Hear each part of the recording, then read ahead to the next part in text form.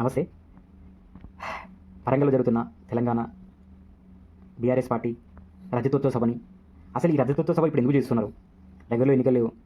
కానీ కేసీఆర్ గురించి మనకు తెలుసు కాబట్టి పక్కా ఏ కారణం లేకుండా ఇలాంటి కార్యక్రమాలు చేయడు, ఇక్కడ మాట్లాడాడు కాబట్టి అవన్నీ తెలిసినా కూడా ఇంత పెద్దగా చేయడానికి ప్రధాన కారణం ఏంటి అని చెప్పేసి మనం అనుకోవచ్చు.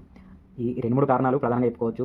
ఎందుకంటే బీఆర్ఎస్ పార్టీ 2023 ఎన్నికల తర్వాత కంప్లీట్‌గా డెడ్ అయిపోయింది. కానీ అయినా కూడా మళ్ళీ ఒక బీఆర్ఎస్ పార్టీలో బీజేపీ పార్టీలో ఉన్నటువంటి కొన్ని లోపాల వల్ల అది పుంజుకోలేని కారణంగా బీఆర్ఎస్ పార్టీ మళ్ళీ మనకు అవకాశం ఉంది అనే నమ్మకం రావడం వల్ల అది కార్యకర్తల లోపల కొత్త ఎనర్జీని నింపాలి అని ఒక పకడ్బందీ ప్లానింగ్తోని ఈ బీఆర్ఎస్ పార్టీ ప్రారంభమైన 20 సంవత్సరాల తర్వాత ఈ రజతోత్సవ సభని వీళ్ళు ఏర్పాటు చేసుకోవడం జరుగుతుంది. ఈ ప్రధానంగా దీని ప్రయోజనాలు ఏంటంటే కార్యకర్తలకు కావచ్చు, అభిమానులకు కావచ్చు ఒక కొత్త ఎనర్జీని నింపడం, అలాగే మీడియా దృష్టిని ఆకర్షించి బీఆర్ఎస్ పార్టీ నెక్స్ట్ రాబోయేది బీఆర్ఎస్ పార్టీ అని చెప్పేసి ఒక మీడియాకి కావచ్చు, మీడియా ఆకర్షణను ఆకట్టుకోవడం కోసం ఈ ఈ సభ ప్రధాన ధ్యేయంగా చెప్పుకోవచ్చు. అలాగే బీఆర్ఎస్ పార్టీ ఇంకా ప్రజల్లోనే ఉంది, బీఆర్ఎస్ నాయకుల మీద ఇంకా ప్రజలకు నమ్మకం పోలేదని చెప్పేసి ఒక నమ్మకాన్ని నాయకులకు కావచ్చు, పార్టీలో ఉన్న కార్యకర్తలకి ఒక తెలంగాణ సమాజంలో కూడా ఒక కొత్త నెరేటివ్ని బిల్డ్ చేయాలి అనే ఒక ప్రధాన కాన్సెప్ట్తోని ఈ సభ నడుస్తుంది. అలాగే ఇంకో కారణం ఏంటంటే నెక్స్ట్ కార్పొరేషన్ కానీ, మున్సిపాలిటీ, అలాగే జెడ్పీ ఎన్నికలు ఉన్నాయి.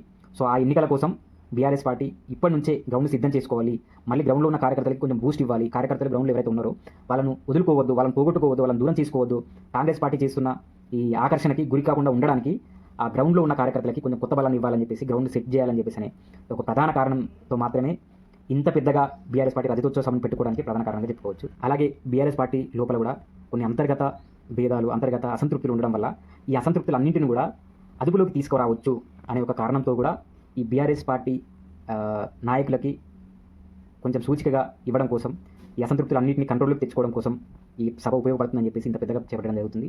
కానీ చూద్దాం బీఆర్ఎస్ పార్టీ నిజంగానే పుంజుకుంటుందా, లేదంటే బీఆర్ఎస్ పార్టీ ఈ ఎన్నికల ప్రణాళికలు బీజేపీ సెంట్రల్ ఎన్నికల ప్రణాళికల ముందు బోల్తా పడి నెక్స్ట్ బీజేపీకి ఏమన్నా మంచి అవకాశం ఉంటుందా చూద్దాం.